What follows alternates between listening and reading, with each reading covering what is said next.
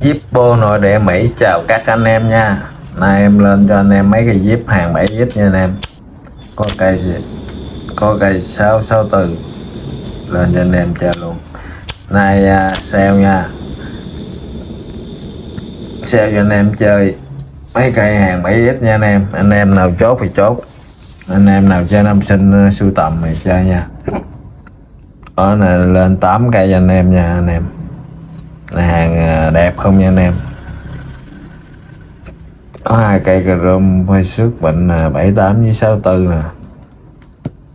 Rồi trước tiên chúc anh em một ngày buổi tối vui vẻ và hạnh phúc nha. Rồi em vô chủ đề nha. Vô cho anh em một cây 70 nha anh em. 70 này hàng mới nha, mới về. Cây này rẻ anh em ơi, sale cho anh em chơi, bữa bán triệu mấy triệu, bữa bán 1.500. Cây này đẹp, em mới bóng lại và cho đẹp nha. Lề thẳng bắc, lề lối anh em nhìn đi thẳng băng. Quên nói cho anh em nè, cái cái lề trên bị bung nha anh em,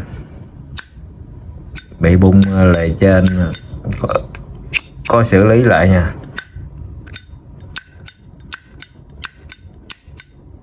Lề trên mà ngon lành nha anh em.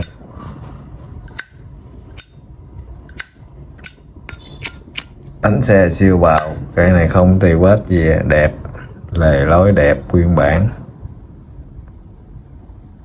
Ừ. 70 4 bịch đứng, chữ sale đích lõm chẳng hàng nội địa Mỹ nha anh em. Nay em bị gì mất cục hoài anh em ơi. Đó, đẹp tuyệt vời luôn anh em. 70 xài một mặt chữ nha anh em. Dụ một mặt chữ, lưỡi gà lớn vuông nè, thêm bọt không dây đồng nè. Đó, búa zin nè, chốt zin nè, chốt bánh xe rồi zin nguyên bản nè, bánh xe bao bán nè, như pháo bông xăng zin nè, bông zin nè. Đó, zin hết cho anh em nha, không có tì vết lỗi lầm gì anh em.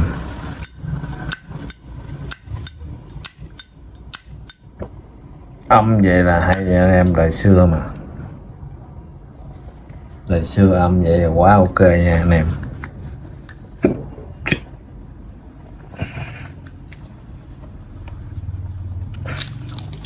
Rồi 70 anh em nào chơi 570 thì vô chốt.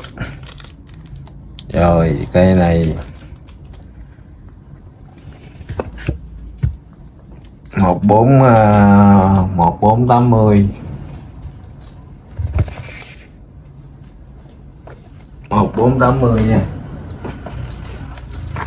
chia cho anh em 1480 đời xưa, đời xưa 7S nha anh em.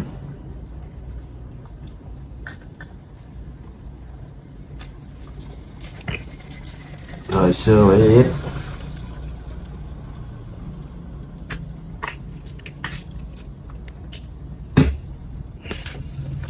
1480. Giá yêu thương mềm xèo, can xà beng không té ngã cắn dâm cắn mớp, đẹp, đời 7 một cây 1480 cho anh em một cây 71 nha. Đi theo sảnh nha anh em. 70 71 74 75, không có 76, có 78 à. Cho anh em cây 71 nè, cũng 1480 luôn, đồng giá luôn nè. Anh em chơi được chơi.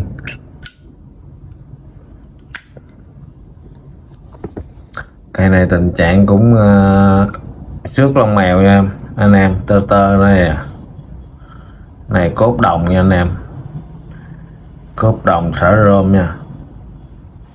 Zippo toàn bộ là cốt đồng hết, mà nó mạ rôm là mã bạc, nó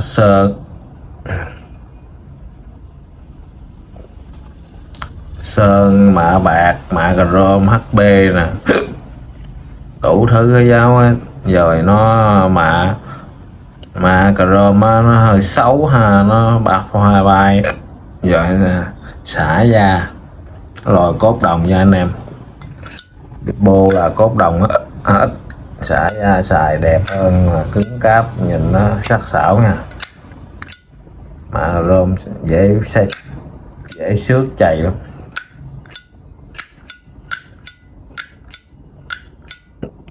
Rồi cây này tình trạng cũng đẹp long lanh. Lề nè anh em, lề zin nha.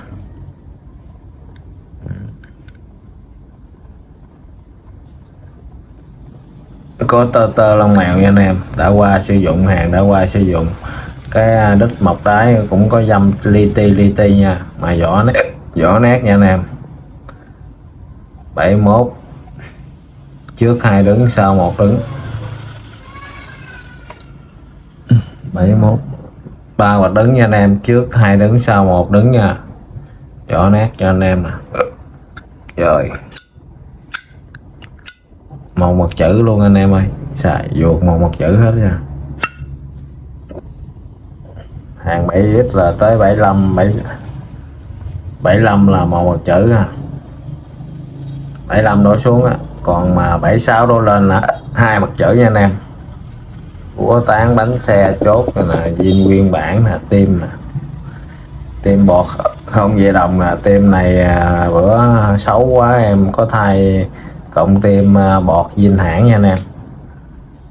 Vệ sinh là sạch sẽ cho anh em về chơi chăm thuốc. Một mặt chữ ha, vừa cũng còn khá đẹp nha. Giúp vô tình trạng vậy ok nha anh em.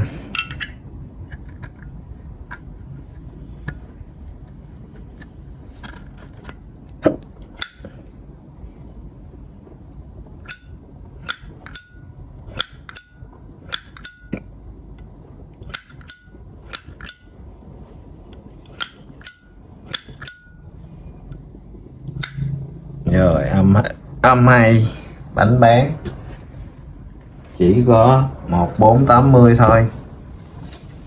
71 anh em nào sinh năm 71 alo em nha. Rồi sale luôn 7 này là hàng mới anh em ơi.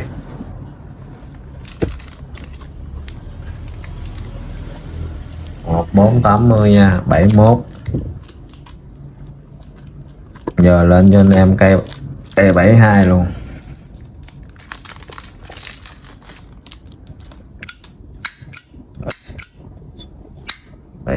Tình trạng cũng đẹp,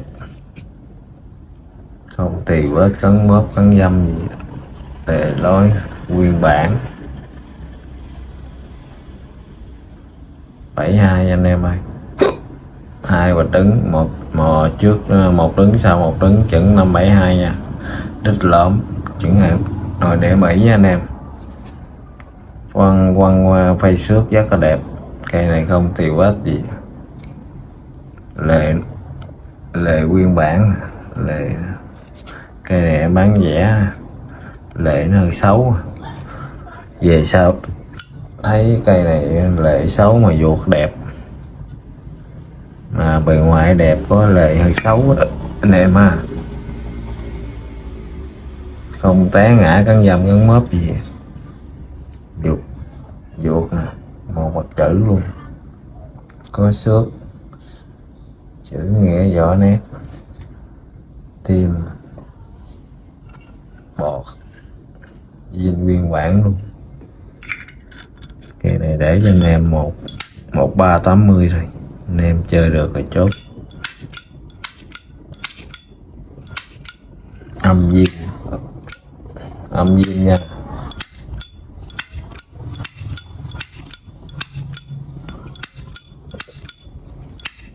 Rồi 72 này để cho anh em 1380, anh em chơi được rồi chơi.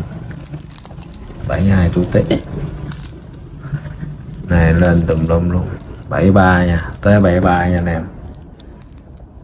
1480 anh em chơi 73 này alo nha. 1480 cây này quá đẹp anh em ơi, dạng cũng đẹp khá nha. Tơ lông mèo, ốc nhà đời đẹp, nguyên bản không té ngã cắn dâm, một ngược luôn. Một bạch đứng nha anh em. 73 chỉ có một bạch đứng cuối năm 73 cuối bạch đứng nha, một bạch là hết nha. 74 là sắt nha anh em. 573 là cuối bạch đứng. 74 là sắt, lề lối nguyên bản đẹp.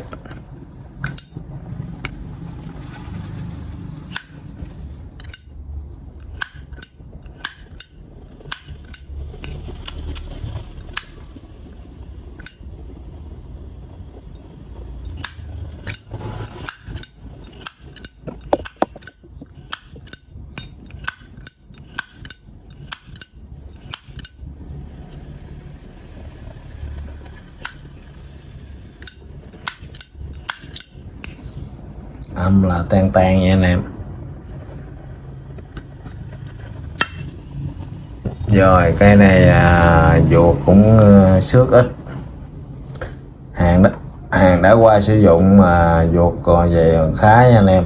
Một mặt chữ đó, chốt tán bánh xe búa rồi bao anh em là zin nguyên bản hết, đã qua sử dụng cọ đã phôi phai theo năm tháng, chỉ xước nhẹ thôi.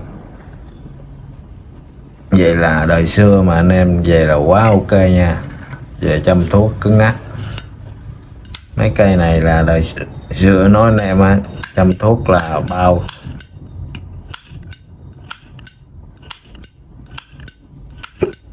cho anh em chăm thuốc mồi thuốc bao xài.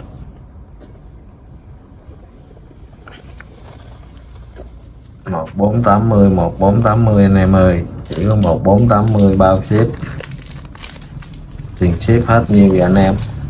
Mấy chục ngàn rồi, 50 ngàn rồi, xa gần nữa.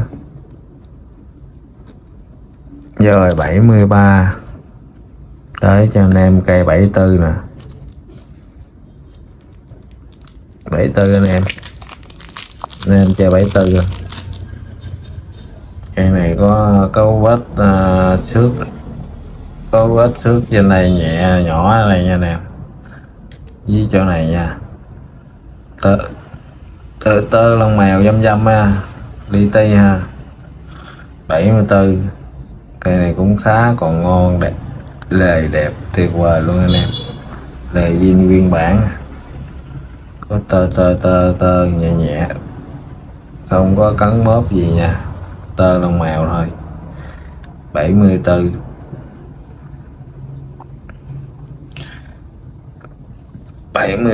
là một ngược luôn nha anh em. 74 là 8 bạch sắt nha anh em. Năm đầu tiên bạch sắt nha, 8 bạch sắt, năm đầu tiên bạch sắt. Đít vỏ mộc nha, vỏ nét nha, đít đẹp.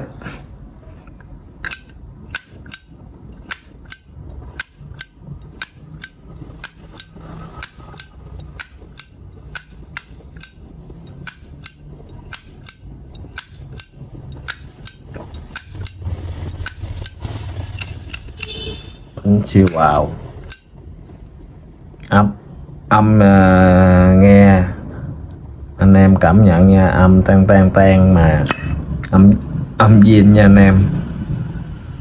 Rồi vô xong một mặt chữ luôn, có xước đã phôi phai, đã qua sử dụng, có xước nhẹ, tình trạng không tránh khỏi đâu. Rút vô buồng đốt có xước nhẹ cọ, zin nguyên bản nè, chưa thay thế phụ kiện gì nha. Lưỡi gầy vuông lớn tiêm bọt, bánh xe không, bánh xe zin nè, bao bào búa zin, đó anh em, nguyên bản hết, hàng sau để vậy nha anh em.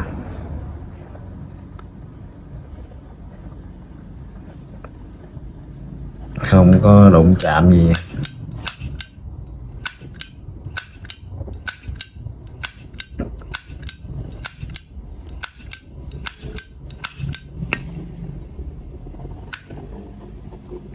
Âm là tan tan tan nha anh em. Âm zin đó. Mấy cái hàng này em về vệ xích lề có lỏng thì em bóp nhẹ lại thôi chứ không có làm gì hết. Vệ sinh lau chùi, cây nào ấy em chùi bát lại cho nó đẹp chứ không có làm gì nha anh em. Vệ sinh sạch sẽ buồng đốt nè, lề lỏng em bóp nhẹ là thôi. Nó cứng cáp, cầm tay anh em xài cứng cáp chứ lỏng quá đâu xài ngon anh em. Đó, còn nào nguyên bản em nói nguyên bản nha. Rồi 75 nha anh em, quên ghi 74 là 74, quên nói giá.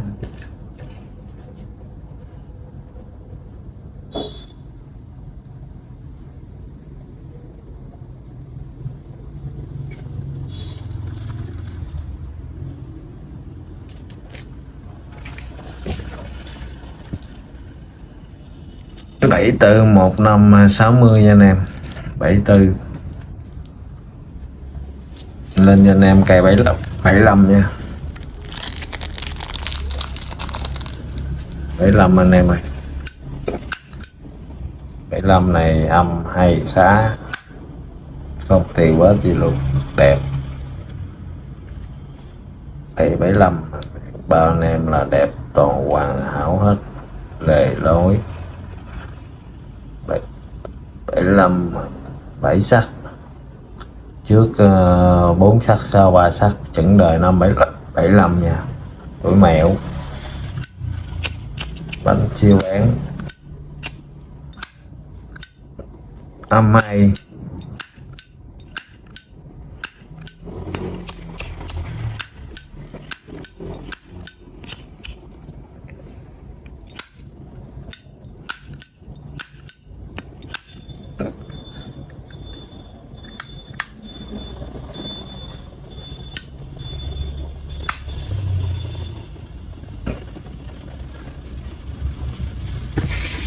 Để làm như này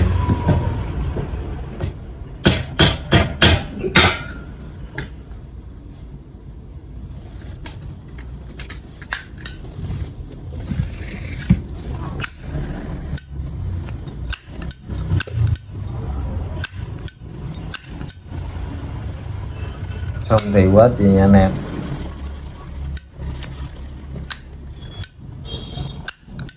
Âm hay, bánh bán, bao zin, chưa thể thế phụ kiện gì, bao anh em zin hết.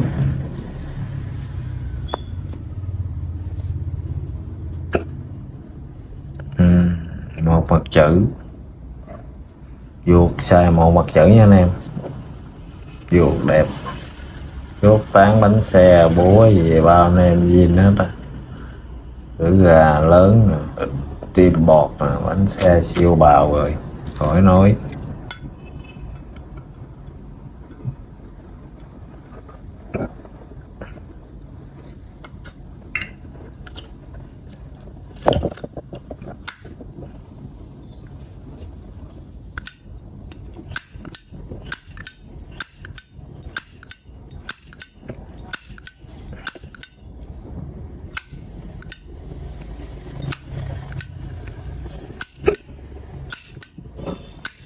Rồi 75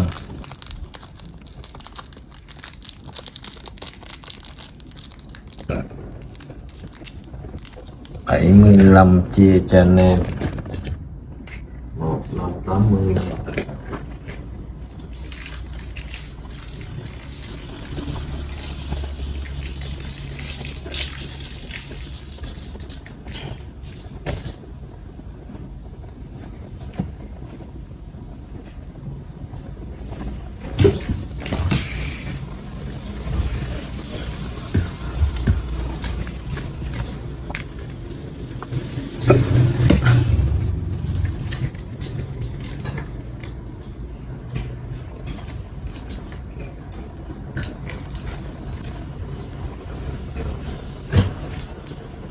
180 nha anh em.